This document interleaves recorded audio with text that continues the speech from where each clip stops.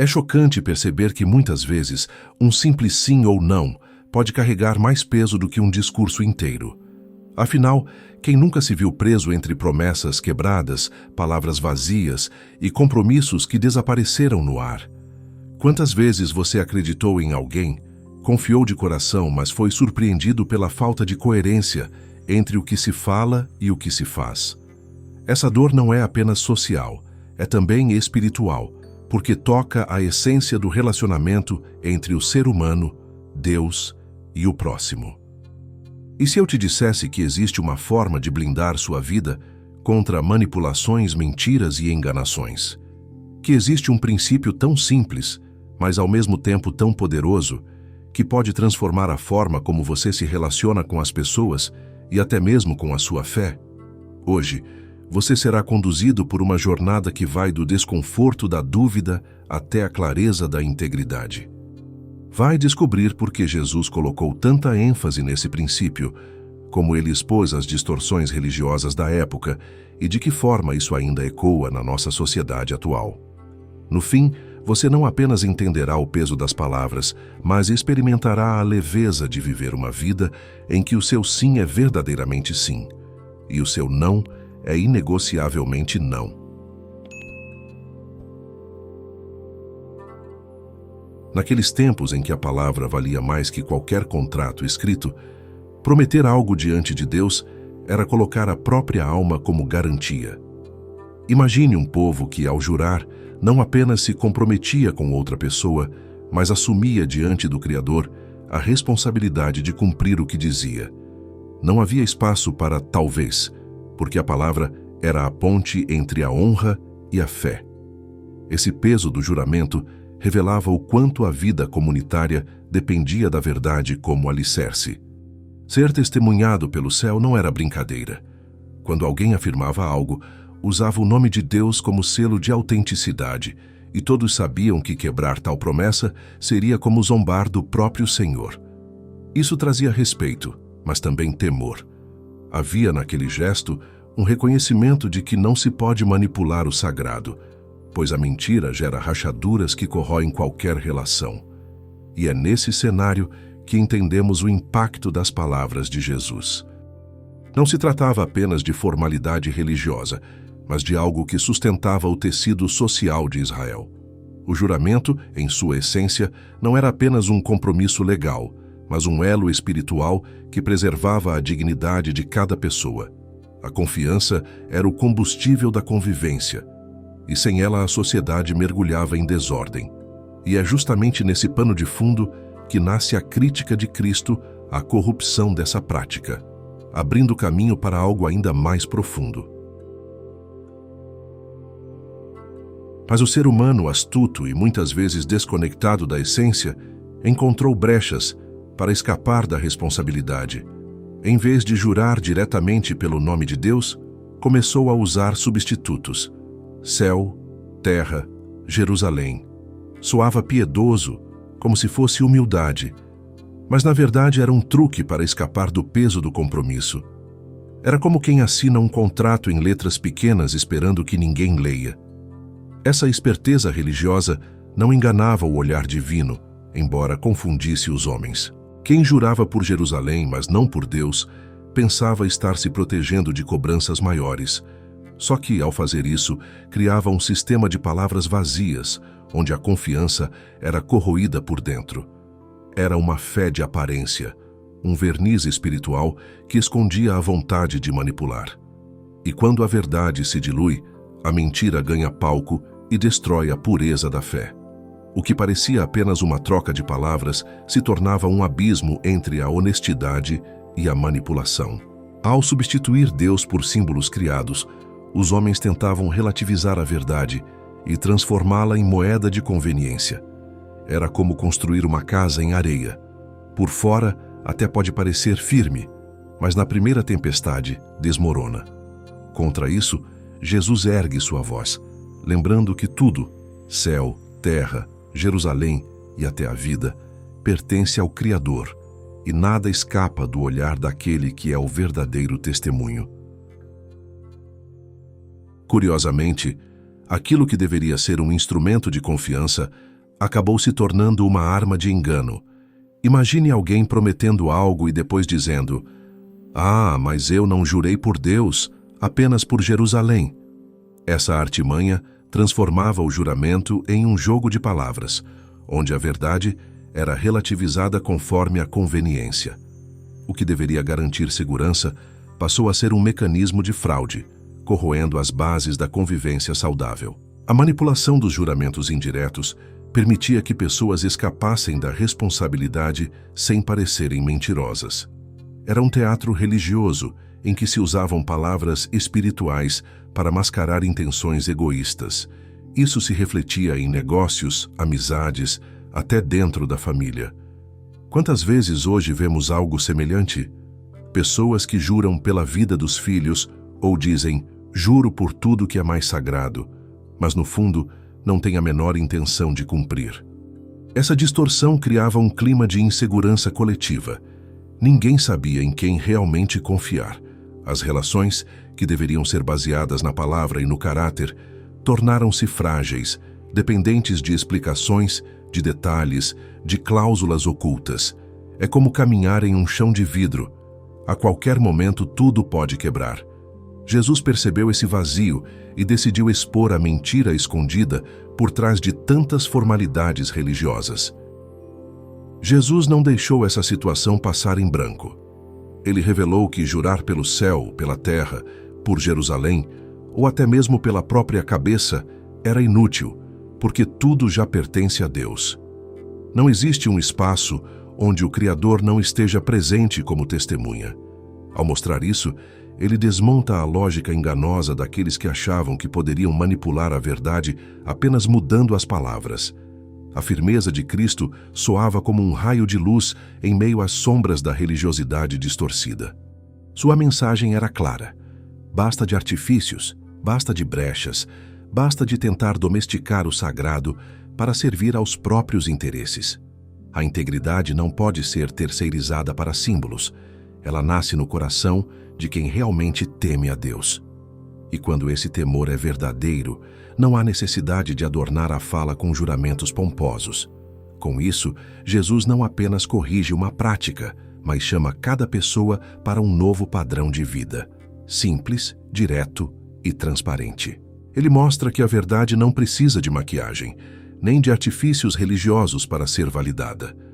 Onde há honestidade, a palavra é suficiente. E esse ensino ecoa até hoje, convidando cada escolhido a abandonar máscaras e viver de forma íntegra diante de Deus e dos homens. Em vez de um labirinto de palavras complicadas, Jesus trouxe um caminho simples e libertador: deixar que o sim seja realmente sim e o não seja não.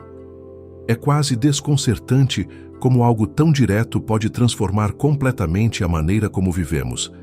Não há necessidade de promessas elaboradas quando a própria vida já carrega o peso da integridade. É como olhar alguém nos olhos e saber que ali não existe espaço para duplicidade. Esse princípio não é apenas religioso, mas profundamente prático. Imagine quantas dores seriam evitadas se nos relacionamentos, nos negócios ou até nas pequenas conversas do dia a dia, cada palavra fosse verdadeira, sem precisar de justificativas adicionais. Quando a integridade se torna hábito, não há espaço para desconfiança. A fé genuína em Deus nos conduz a uma vida em que a transparência é o nosso melhor testemunho. É como plantar uma árvore de raízes firmes. Não precisa de ornamentos para provar que é forte, basta permanecer de pé, dando frutos. O sim e o não transparentes são mais do que escolhas de linguagem. São reflexos de um coração íntegro. E quando essa prática se torna comum, não apenas a confiança cresce, mas também a liberdade de viver sem máscaras. Essa é a revolução que Cristo propõe, e ela continua atual.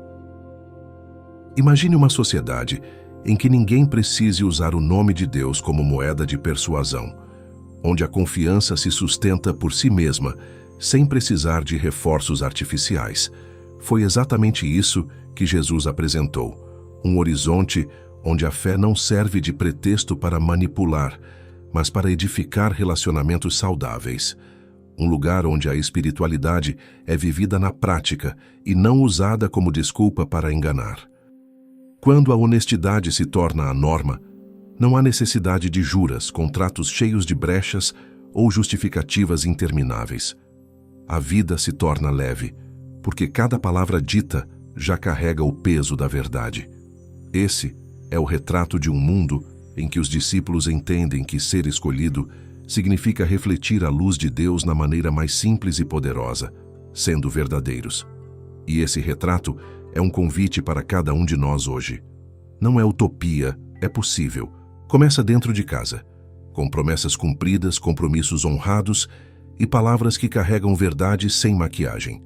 Se cada pessoa decidir viver com essa integridade, o impacto se multiplica e a transformação alcança famílias, comunidades, cidades inteiras. Essa visão de Cristo não é apenas um sonho distante, é uma direção clara para quem deseja caminhar com fé genuína e plena liberdade.